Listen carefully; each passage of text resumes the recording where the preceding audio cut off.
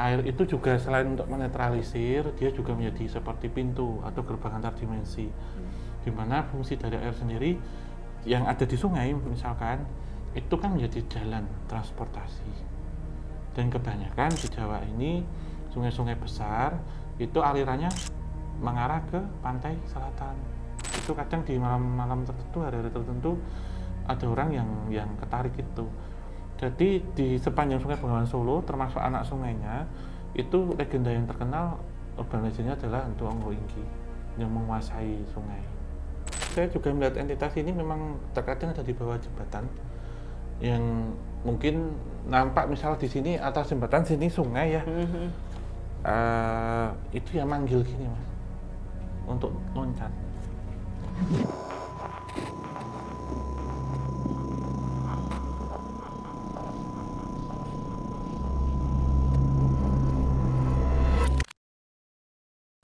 Assalamualaikum warahmatullahi wabarakatuh. Balik lagi di Opsan, obrolan santai. Tos dulu. Tos lo. Mas Ame, Gimana nih, Om? musim penghujan ini gimana ini? Wah, banyak pohon tumbang Om ya. Ya, sungai-sungai meluap, Sungai meluap, selokan, genangan air banyak. banjir banyak, ya. Banjir di mana-mana. Banjir di mana-mana. Iya. Kan aku lebih miris ke ini sih Om, daerah-daerah yang walaupun hujan udah reda itu masih tetap banyak genangannya Om. Itu masih banjir, akhirnya ngerusak rumah segala macam. Nah, ngomong-ngomong tentang banjir, pasti kan poin utamanya ada di air nih Om. Iya. Itu akan jadi pembahasan kita sekarang teman-teman. Mungkin kan orang bilang apa ya, banyak hantu-hantu juga yang berkaitannya sama air. Iya, berhubungan dengan elemen air ya. Berhubungan sama elemen air gitu Om. Nah, apakah sebenarnya hantu air ini berbahaya? Bagaimana bentuknya? Bagaimana dia bisa berinteraksi dengan manusia? Dan juga entitas ini banyak, mungkin karena Indonesia dikelilingi perairan juga ya Om ya. Yeah. Mungkin juga hampir dibilang salah satu entitas yang punya kekuasaan terbanyak di Indonesia gitu Om. Nah, kira-kira nih Om, untuk entitas ini sebenarnya seberbahaya apa Om? Kita membahasnya ini hantu air ya. Ini airnya yang ada di berarti di darat atau yang ada di laut? Darat dulu. Di darat, ya. Nanti kalau ini rame, kita bahas yang di laut berarti. Menarik. Karena kan selama ini kan kita bahasnya kan di bangunan kosong ya. Di gedung gitu ya, di gunung, di hutan. Mungkin juga nanti kita bahasnya misal itu, kita pernah nggak yang bahas itu hantunya itu di bawah tanah ya, yang tanah? Belum Ya. Coba nanti kita list nih. Berarti ini hantu air di darat tuh maksudnya gini, misalkan sungai, danau itu ya. Kalau hantu yang di laut berarti hantu laut itu ya. Terus kemudian ada hantu langit mas, yang di angkasa kalau naik pesawat tuh. Entah ada apa aja, nanti kita bahas. Mungkin kita bahas sedikit tentang hantu hutan, nggak masalah sih nanti. Kita tambahkan unsur-unsur kayu apa gitu. Nah ini kalau kita membicarakan ini tuh tentunya lokasinya dulu mas. Sungai pasti. Terus telaga, bendungan. Empang mas, jangan salah. Oh iya, empang. PR tuh.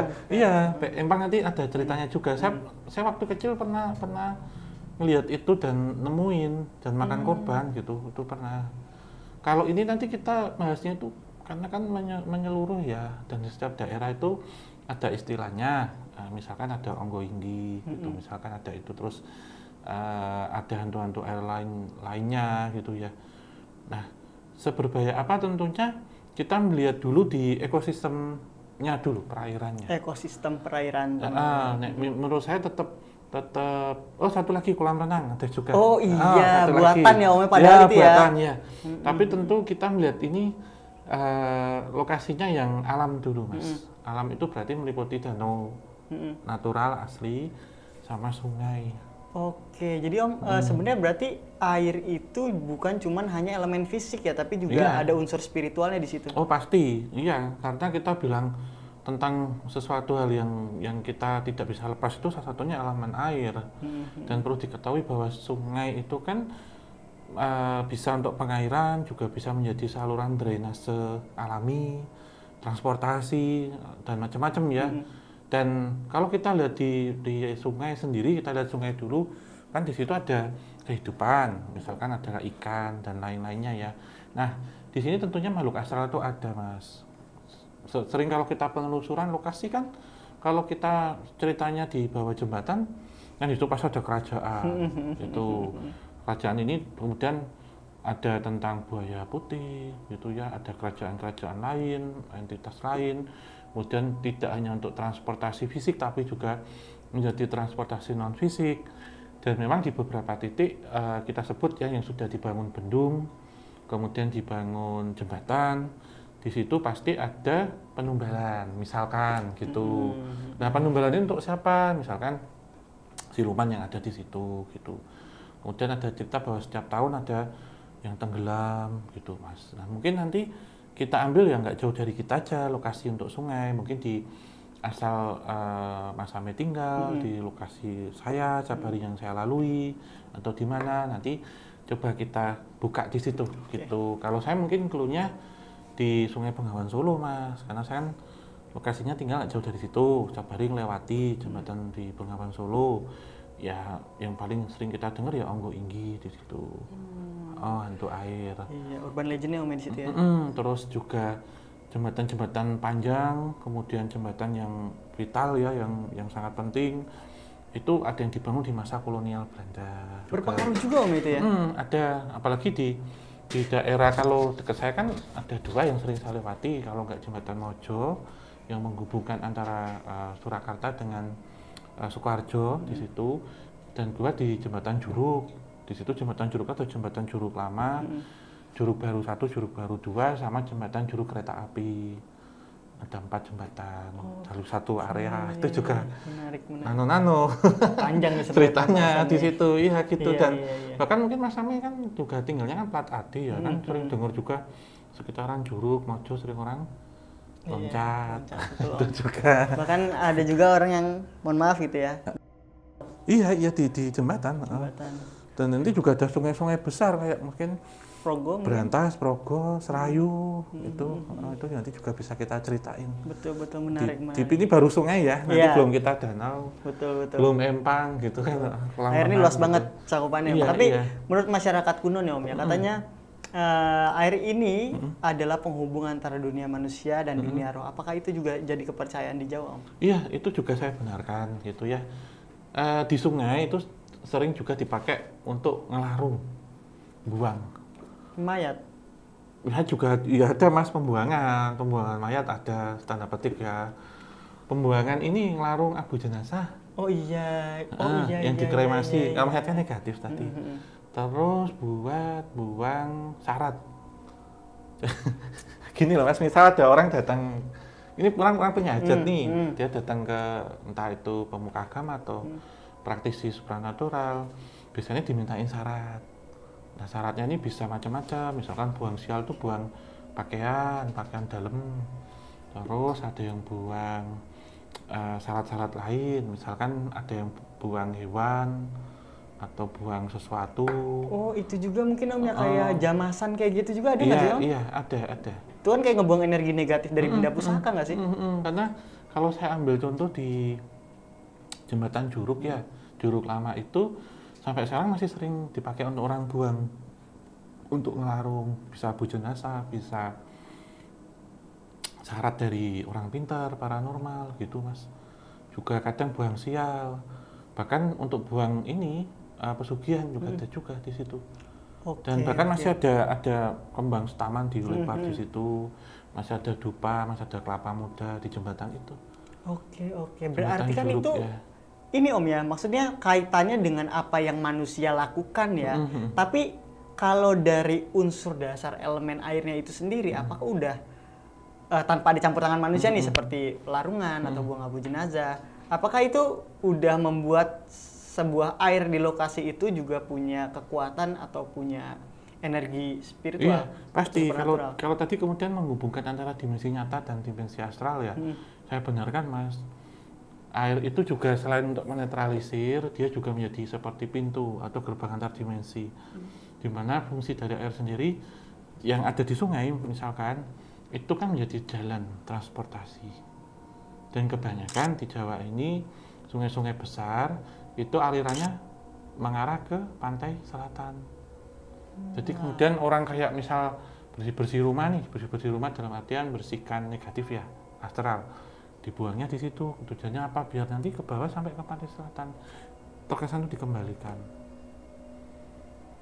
Dilarung. Kalau buangnya di pantai namanya labuan, beda. Dari hulu ke hilir jadi Om. Iya benar.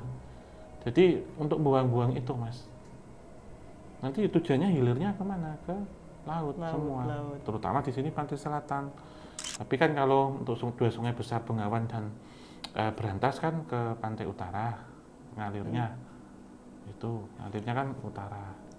Walaupun itu mengalir nih Om ya, air itu mengalir nih. Apakah itu juga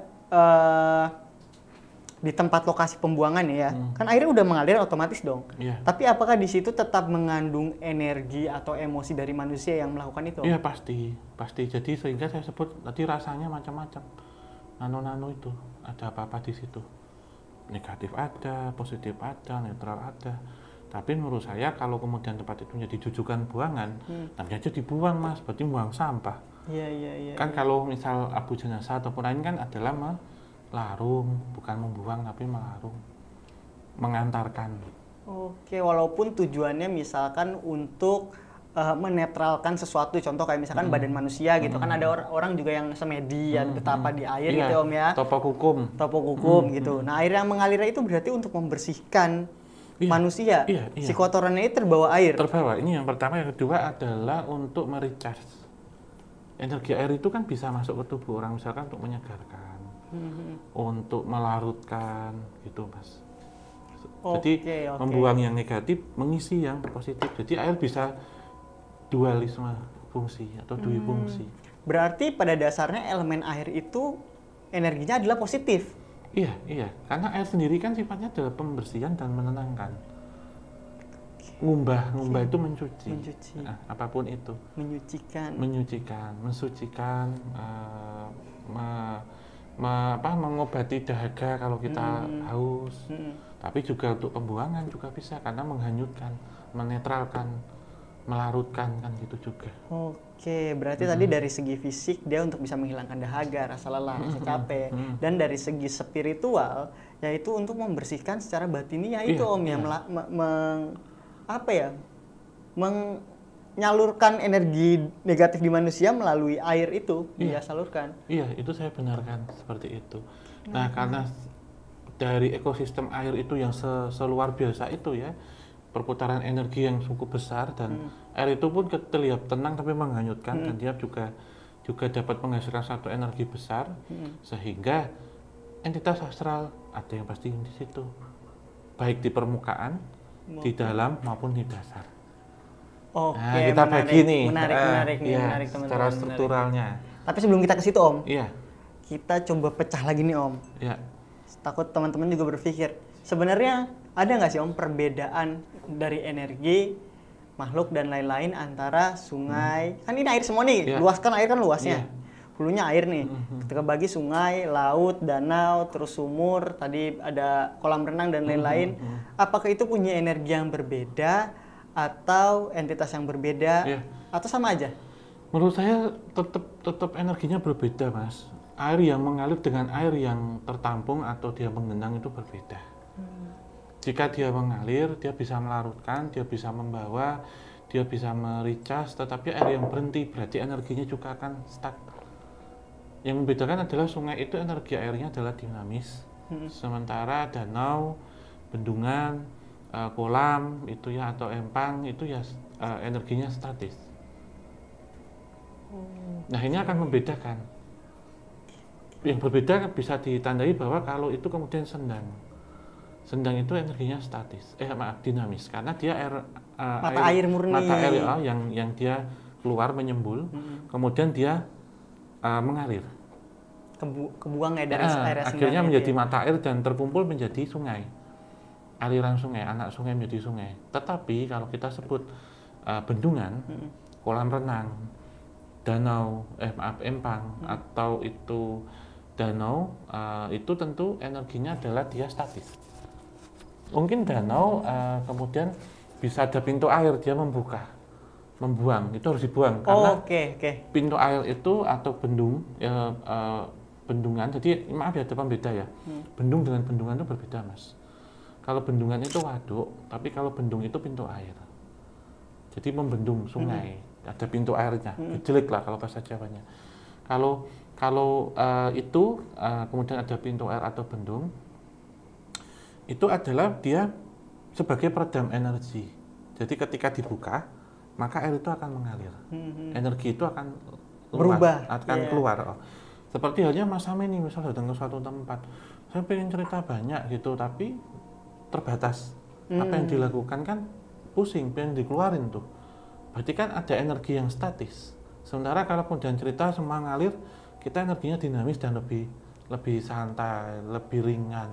Nah, berarti bisa disimpulkan sungai dengan elemen-elemen, misalkan di situ ada elemen air yang ada di kolam bendungan, berarti lebih keras yang ada di bendungan, Mas, lebih emosional karena tertahan. Oke, jadi selama air itu tidak berubah secara alami ya, berarti kita bisa simpulkan di situ terdapat energi yang statis gitu Om ya. Kemungkinan lebih bahaya tadi ya, lebih ganas dibanding sungai yang terus mengalir. Kemungkinan entitasnya juga bisa berubah-ubah di sungai. Iya, di sungai lebih berubah-ubah, tidak bisa diprediksi. Nah, kalau di bendungan kita sebut atau di kolam, dia tetap di situ. Nah, inilah yang kadang interaksi dengan manusia yang kadang minta tumbal kalau kita sebut. Oke, menarik teman-teman. Sekarang langsung aja kali ya kita tanya nih entitas nih Om. Kita langsung ke entitas Om. Soalnya kan tadi udah bagaimana energi, bagaimana di air seperti apa gitu. Nah, sekarang untuk entitas di air sendiri Om, apakah memang entitas di air itu tercipta karena dari emosi manusia, ataukah memang dari energi alam, atau juga tercipta dari roh-roh manusia yang tertinggal? Semuanya ada, Mas. Kalau di poin pertama yang Mas Ame tanyakan tadi, yang cerita dari emosi manusia, kita ambil contoh di proyek pembangunan bangunan air. Bendungan tadi gitu ya, pintu air, bendungan, saluran irigasi, pilar jembatan. Itu kan dibikin dengan tujuan manusia. Manusia punya satu hajat, tujuan misalkan untuk jalan transportasi dibikin pilar jembatan. Untuk saluran irigasi dibangun bendungan, di situ ada pintu air. Nah, itu Mas, itu karena emosi manusia yang akhirnya tertuang di situ. Lantas ada dua hal, apakah dulu tempat itu ada sesuatu hal yang itu kemudian direlokasi, misalkan ternyata bangun satu jembatan, di bawah jembatan itu ditemukan ada kerajaan siluman, buaya misalkan, sehingga harus ada ubur api, harus ada penumbalan baik hewan atau bahkan amitnya manusia. Kemudian penggusuran tadi ya, yang berikutnya adalah untuk memperkuat bangunan itu, untuk penjaga itu, kita sebut penjaga pintu air misalkan, ditanam sesuatu di situ, itu misalkan. Terus kalau itu terbentuk secara alam ya itu ngalir Mas, itu tempatnya. Misalkan ada sosok peri yang menjaga di mata air. Kenapa? Tujuannya agar ekosistemnya di kanan kiri terjaga. Secara sistem hidrologinya juga terjaga baik gitu. Masih bisa menaungi keragaman hayati yang ada di sekitarnya. Nggak perlu dikotori, nggak perlu dirusak. Cukup itu saja misalkan. Itu ini yang terbentuk secara ekosistem alami gitu. Yang membedakan itu Mas. Oke, tapi bagaimana jika ada sungai buatan Om? Yang misalkan tadinya aliran sungai kan lurus nih, sejak zaman purba nih lurus. Iya, kemudian dibelokkan. Terus ya belok dulu. Belok dilurusin. Ya misalkan lurus dulu nih, tiba-tiba karena entah ada bencana alam atau emang pembangunan akibat manusia, akhirnya belok dia ke sini si sungai. Nah, apakah entitasnya berubah atau entitas yang awalnya ada di hutan, misalkan yang sebelum jadi sungai itu bersatu padu di situ Om? Itu bisa beraneka ragam Mas. Dalam kasus ini tadi kan dia lurus kemudian belok. oh ini rusaknya karena apa dulu? Karena Bencana alam misalkan. Bencana alam berarti kan terbentuknya secara alamiah, Mas. Bisa. Kalau kita sebut secara alamiah dulu, bisa entitas yang lama itu tukar tempat. Jadi misalkan ini hutan, kemudian ada aliran ya, itu akan menghuni lokasi itu. Dan sebaliknya yang kemudian sungai lama akhirnya kering juga akan ada di situ. Jadi lebih fleksibel kita sebut. Namun perlu diketahui kalau kemudian itu karena emosi manusia. Emosi itu kan nggak marah-marah ya, tapi ada satu ego, keinginan atau rekayasa di situ ya, rekayasa ideologi gitu kan. Misalkan dia sungainya awalnya kebalikan nih, dia lekuk gitu kayak ular, tapi karena sering banjir terjadi pendangkalan, akhirnya lebih baik dilurusin gitu. Nah mereka yang semula menghuni lokasi sungai asli itu harus ada negosiasi, harus dipindah ke tempat baru, Mas, karena bukan kehendak alam. Oke, bentar. Maksud ya? Ngerti. Aku ada pikiran sih Om sebenarnya. Jadi kalau misalkan ada ya? ada sesuatu nih, kayak contoh seseorang ingin menguasai satu mata air, ya kan, untuk dijadikan komersil ataupun apa gitu ya, sehingga mata air ini mengering, sungainya mengering gitu. Nah itu apa yang bakal terjadi Om? Nah ini tentunya ada praktisi Mas untuk mengatasi itu. Ada praktisi teman-teman. Minta apa ini gitu, ya gitu loh Mas. Minta apa? Ya kita analogikan, misalkan ada pemukiman di situ ya, terus akan dibangun sesuatu hal. Lah orang-orang ini penertibannya gimana? Kan minta relokasi, minta kompensasi. Kalau kemudian nggak usah dikasih apa yang telah didemonstrasi. Iya. Ya jadi kesurupan massal bisa jadi. Mungkin kematian mendadak para pekerja yang di luar ini ya, out of the record ya, nggak ada diketahui gitu. Ya itu ada itu Mas, ada negosiasi. Ada negosiasi teman-teman. Well, iya, pasti. Iya. Karena apalagi kalau mata air tadi ya, dia kan ini ya apa, mengayahi satu hal gitu. Lah satu lagi saya lupa, sumur juga sama sumur. Air sumur ya Om. Nah, kita tambahin nih sumur. Tadi kalau kita ngomong tentang hantu air, sumur itu juga sama aja. Oke, baiklah. Nah sekarang kita agak mengerucut nih Om. Kita lari sedikit ke arah urban legend. Ya. Ya Om ya kan, mungkin banyak tiap daerah nama entitasnya apa aja.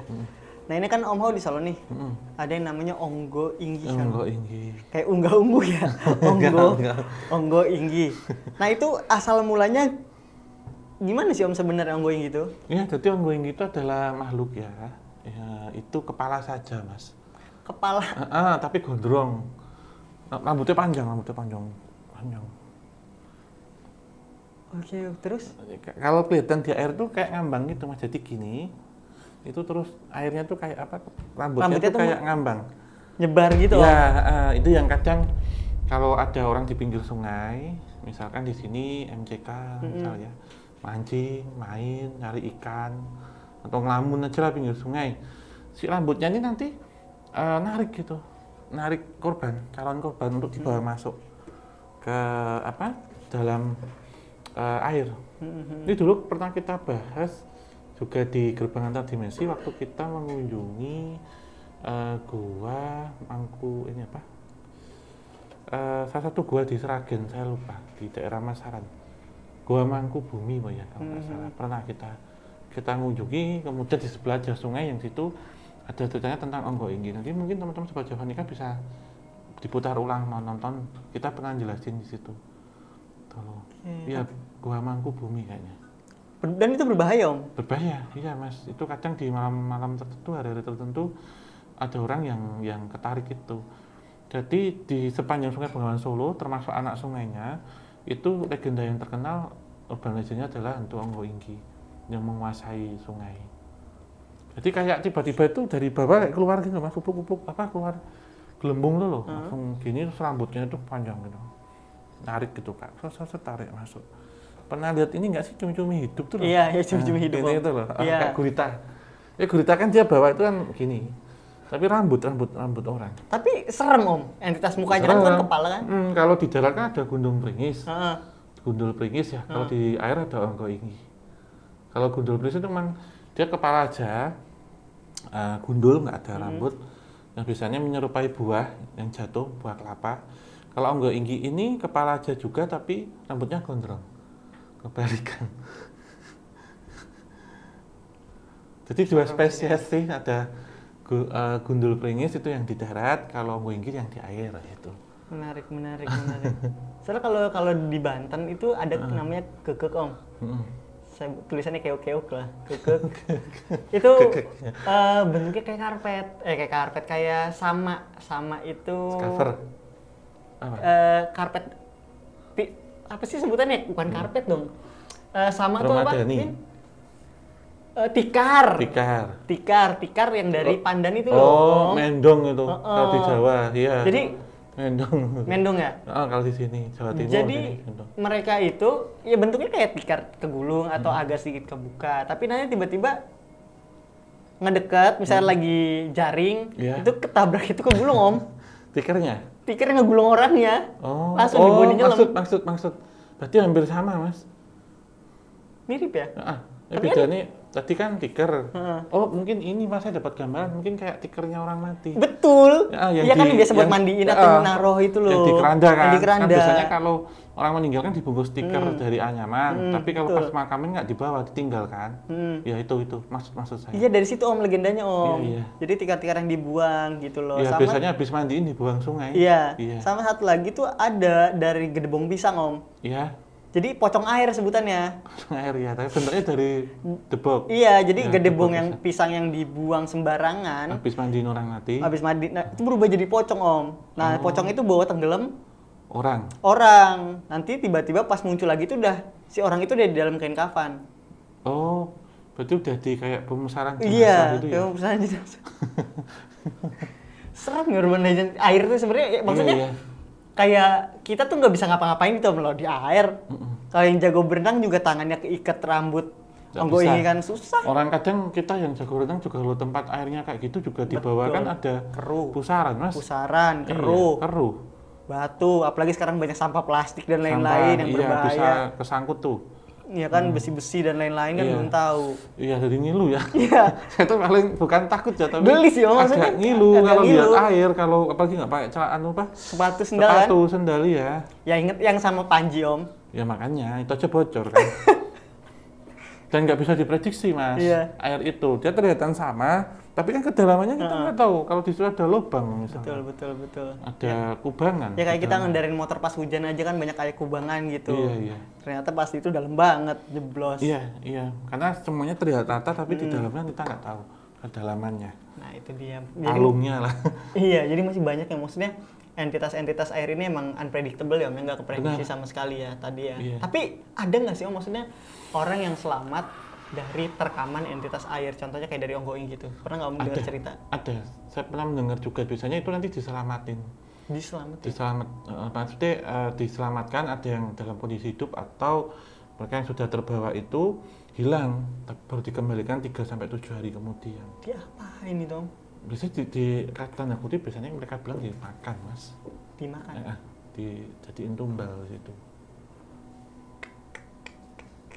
Tapi itu emang berarti kan entitas nggak, maksudnya bukan dia makan manusia itu bukan untuk penumbalan buat apapun kan, yang buat makan dirinya sendiri kan? Atau apa ya, kalau kita sebutkan kadang apesnya orang itu celakanya. Mengerikan, maksudnya nggak ada unsur orang yang menyuruh gitu loh om. Bukan seperti dukun, santet dan lain-lain gitu mungkin loh. beda ya mas, kalau untuk orang yang menyuruh atau apa itu tumbal yang memang karena emosi orang itu tadi. Misalkan Kesurupan buaya putih yang dia memangsa. Oke, mungkin ke situ ya miripnya ya. Lebih ngarahnya ke situ gitu. Tapi om, aku juga dengar lagi nih, ada yang namanya mitos Surup Lawang atau Lawang Surup, itu apa om? Itu gedung di Semarang. Lawang Sewu. Itu Lawang Sewu. Kalau sedikit Mas sampai tahu ya Pak tentang Nggak tahu malah aku. lawang surup tadi. Kalau lawang kan pintu. Surup itu berarti kan nyurup maghrib, kan? Nyurup atau Maghrib. nyirem, maghrib bisa. Oh, kalau misalkan Om Hao bilang surup maghrib berarti tandanya pintu yang terbuka ketika sorop atau surup. Iya, itu juga Pintu bisa. gaib. Bisa gitu. Dan ini jadi satu makhluk yang mungkin menggambarkan tentang gerbang antar dimensi yang ada di air juga bisa, yang menjaga. Oh. Yang terbuka waktu maghrib, misalkan mengikuti toponim kata. Surup lawang. Serem. Biasanya di ini tempuran. Tempuran tuh Antara laut dan enggak, ketemunya dua sungai. Dua sungai. Jadi gini, tempuran tuh, tempur itu kan menyatu. Jadi gini Mas, misalnya aliran A, ini aliran B. Ini nanti jadi aliran C satu. Iya. Habisnya di situ. Nah, kalau kita ngomong tempuran itu ya gerbang antar dimensi di situ kayak terminal. Iya, terminal. Percabangan. Itu konon di daerah mana? Kulon Progo. Jadi Kulon Progo itu katanya banyak. Lawang Jadi surup. bikin orang ini apa namanya? Apa? Nah, Wih, serem banget Om. Iya, berarti sebenarnya kalau saya bisa sebutkan satu entitas yang dia seperti sih Mas, membuka gerbang arwah ya mungkin ya. Untuk masuk ke situ orang, untuk nyetor nyawa. Ternyawa. Jadi memang saya melihat satu entitas yang ada di jadi gini, modelnya itu tempuran dua sungai, kemudian di antara dua itu ada satu energi yang dia berputar. Di antara energi yang berputar itu ada satu entitas, mungkin penggambarannya menyerupai kuntilanak ya, tapi saya mungkin menafsirkan itu unisex, nggak laki nggak perempuan. Dia kan yang ngundang memang kayak gini gitu. Kemudian orang ini jalan ke situ Tanpa dia sadari. Dalam posisi pikiran yang krodit ya, yang Kalut ya. kalut. Wah, ini serem banget sih. Maksudnya kan kadang apa ya, kalau tempuran kayak gitu kan kita nggak bisa prediksi ya Om ya. Maksudnya di sebelah mananya gitu. Kadang orang kalau lagi mancing yang ikut aja jalan kan bisa nyampe tuh tempuran tuh kan. Iya, satu lagi saya juga melihat entitas ini memang terkadang ada di bawah jembatan yang mungkin nampak misal di sini atas jembatan, sini sungai ya. Itu ya manggil gini Mas, untuk loncat. Kebanyakan manggil untuk loncat, untuk gabung. Join Om. Join us gitu. Wah, ini serem sih berarti nih surup lawang ini. Lawang surup Ini. Jadi memang tempuran kan memang pada dasarnya emang itu udah jadi gerbang antar dimensi kan Om? Iya, terminal Kan? Karena pertemuan dari dua energi besar yang menyatu. Tapi dengan adanya urban legend atau sosok di balik surup lawang ini, berarti itu bikin tempat itu makin berbahaya dong? Iya. Jadi serupa tadi kita bahas tentang Onggo Inggi, ini tentang lawang surup.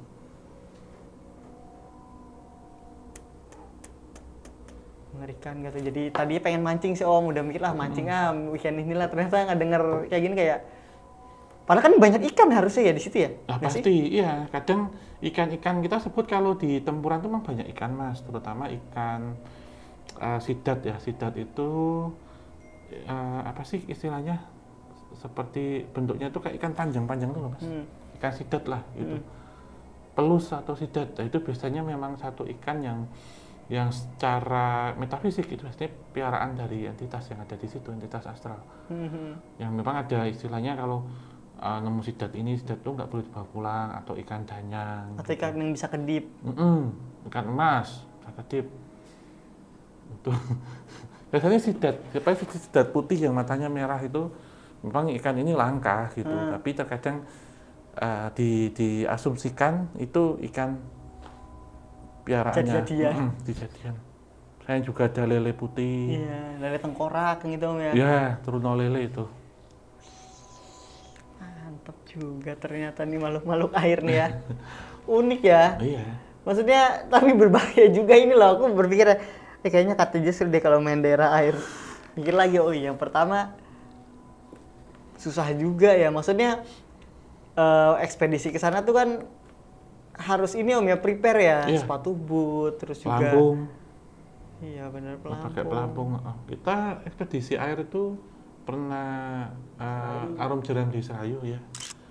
Serayu, kemudian di Nusa Kambangan, Selat Nusa Kambangan, terus Selat Madura. Itu pengalaman hidup dan mati itu. Kita berangkat masih surut, kita pulang udah pasang. Ya Allah. Pernah itu, mana lagi ya, sungai-sungai ya. Itu tadi di Sragen itu yang waktu kita ke Gua Mangkubumi itu pernah kita di air juga. Itu nyari onggoinggi itu. Bengawan ya, Berantas belum. Kalau sampai ke tengah Bengawan Berantas belum. Serayu yang benar-benar di atas airnya ya. Kalau sungai kita pernah di Serayu, pernah di Berantas, pernah Bengawan, Progo juga pernah.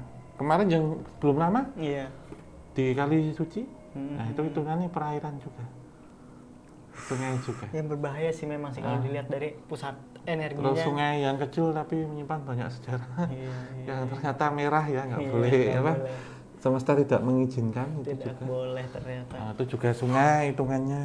Nah, di sungai juga kadang kalau kita sebut juga untuk tempat pembantaian, Mas. Misalkan Kronik 65 pembantaian di sungai.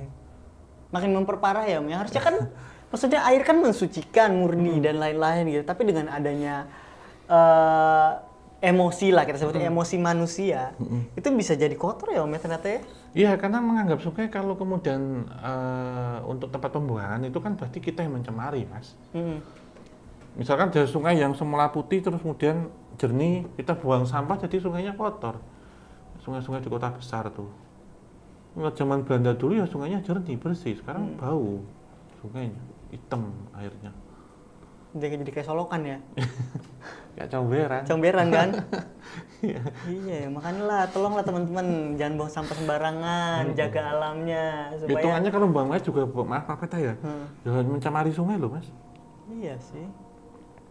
Buang manusia kan di situ maksudnya jenazah, mayat.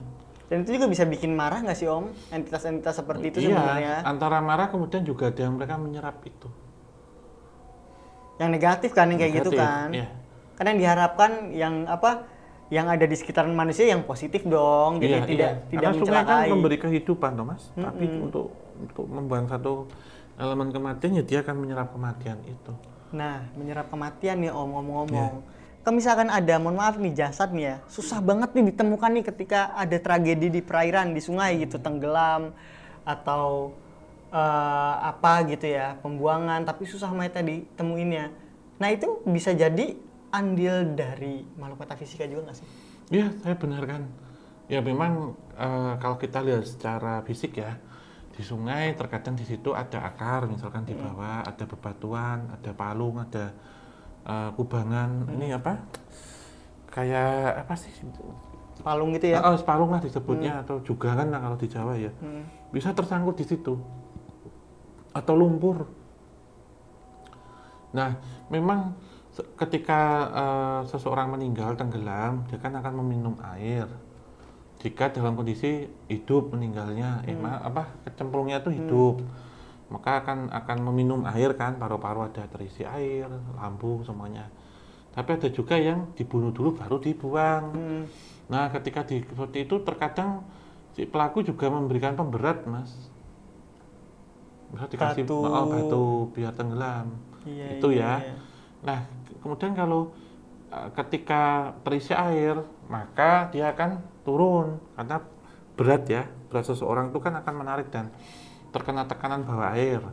Namun ketika sudah memasuki 7 hari ke atas, maka badan seseorang itu ketika meninggal kan dia akan bengkak, akan kembung, berisi gas, makanya dia ngapung. Ini secara fisik. Secara metafisik, memang ketika mereka mengambil itu menyembunyikan dulu, Mas, disembunyikan, jadi tak kasat mata dulu.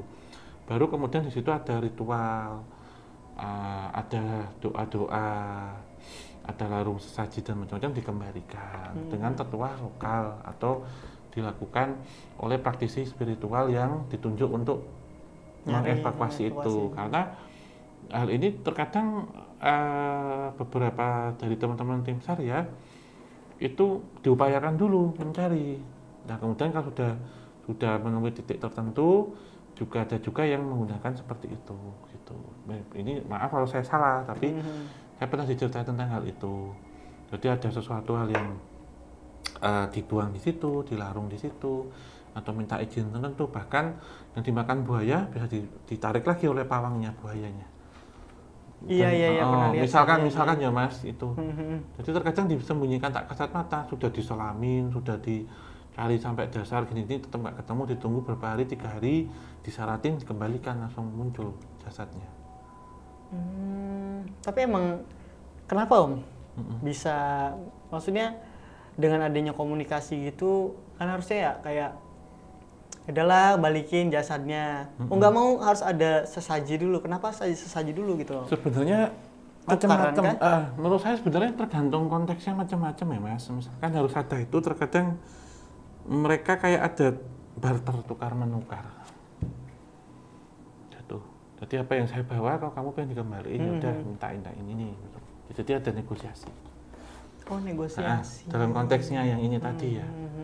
Atau misalkan orang ini melakukan satu pelanggaran, entah tindak tertentu ya, entah yang melanggar aturan, tindak asusila atau apa, ya itu harus ada permintaan maaf, udah akhirnya dikembalikan. Oke, menarik sih teman-teman nih. Sebenarnya sih apa ya, sangat disayangkan ya misalkan mohon maaf kita misalkan ada yang mengakhiri hidupnya dengan tenggelam gitu ya Om ya, atau tidak sengaja tenggelam gitu kan. Itu kan maksudnya berita duka ya Om. Tapi apakah itu bisa dimanfaatkan Om oleh entitas air tersebut? Bisa, sangat bisa. Bahkan kalau tadi karena meninggalnya dikehendaki ya, mengakhiri hidup, bisa kemudian malah menjadi penghuni situ Mas. Yang nampak di situ. Itu coy. Berbahaya itu maksudnya berimpact itu kah Om? Iya, dan ngajak berikut-berikutnya. Ini yang sering kita temui ya, saya terutama kalau melintas di atas jembatan Bengawan Solo. Rentetan loh, sering loh kejadian orang terjun itu, apalagi sekarang musim hujan, airnya pas naik tinggi. Debitnya tinggi ya. Sering banget ada berita gitu. Om, tapi ada nggak sih Om misalkan kayak perbedaan gitu, mana itu emang entitas asli air, makhluk air, atau tadi Om yang minta ngajak-ngajak itu yang negatif, yang dada-dada itu? Menurut saya kalau memang itu asli air ya, dia akan berada di dasar sungai Mas. Akan sedikit sekali berinteraksi dengan manusia. Kecuali memang manusia yang memiliki satu kemampuan untuk bisa berkomunikasi. Salah satunya yang asli adalah kerajaan-kerajaan itu. Yang lebih dulu, yang lebih purba, lebih lama. Akan diketahui ketika kemudian didirikan bangunan air ya, misalnya bendungan atau pilar. Berikutnya adalah mereka yang ada di dasar air juga, tapi itu instalan yang kita sebut ya, adalah penjaga harta bawah air. Misalkan yang berasal dari harta kapal karam. Oke, itu ada penunggunya juga ya? Ada, ya di Sungai Bengawan Solo juga ada kayak gitu.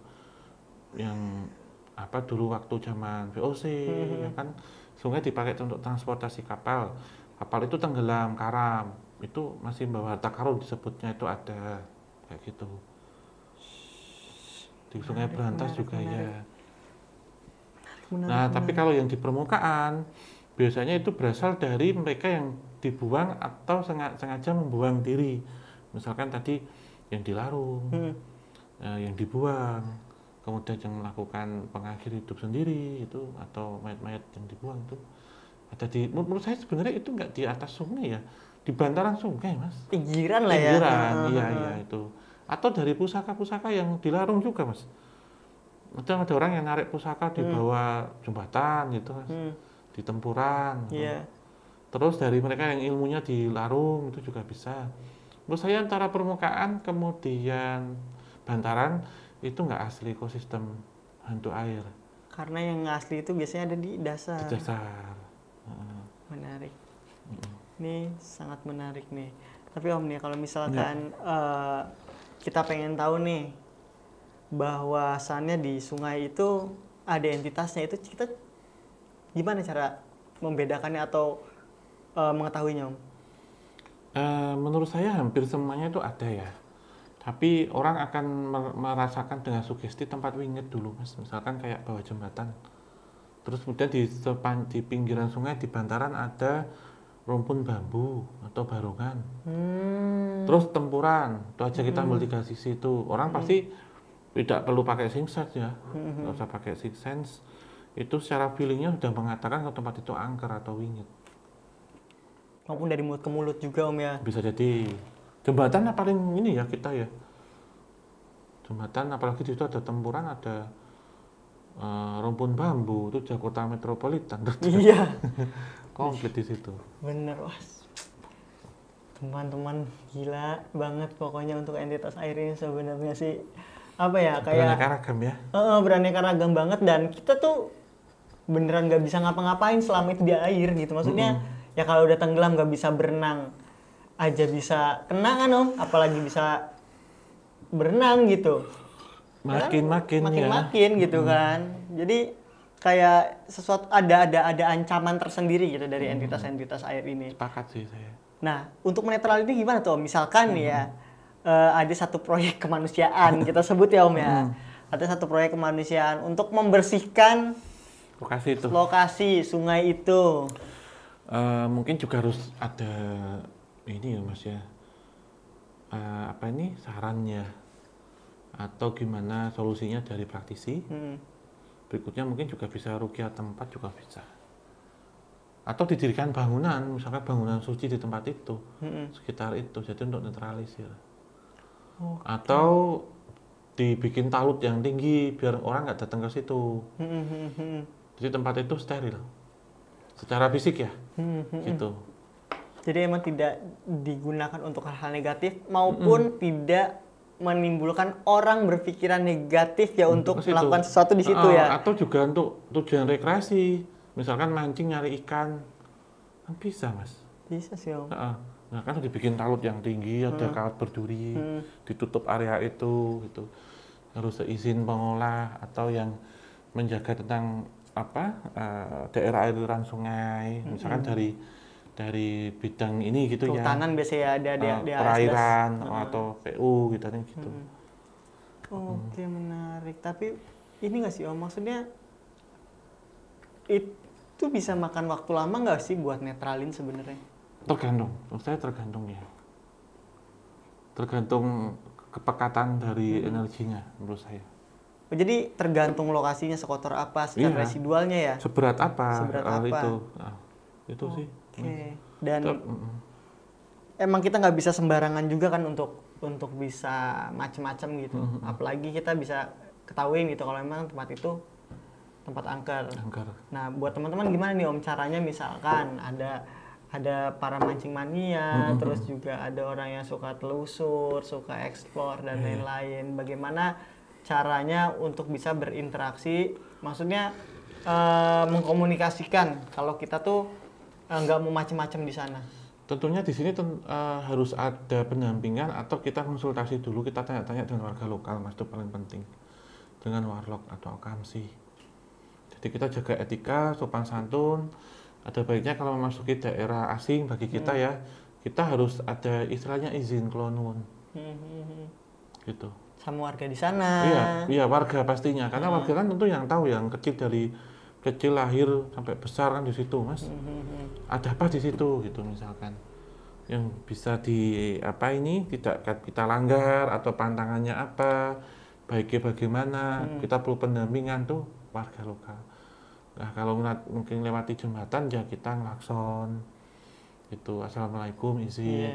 Terus kemudian kalau dalam kondisi kalut, pikiran kosong, jangan mengarahkan ke arah itu, ke jembatan-jembatan, karena ya tadi ada beberapa entitas, salah satunya tentang lawang suruk tadi, misalkan itu. Apalagi musim penghujan, licin ya. Kita juga melihat itu secara fisik juga, Mas. Ini musim penghujan, tiba-tiba debit naik. Itu mancing juga tahu kondisinya, lokasinya seperti apa. Ya, begitu sih. Oke, teman-teman. Jadi emang untuk entitas air ini emang kita nggak bisa duga Om ya, seberapa buas, seberapa ganasnya mereka gitu di ekosistemnya.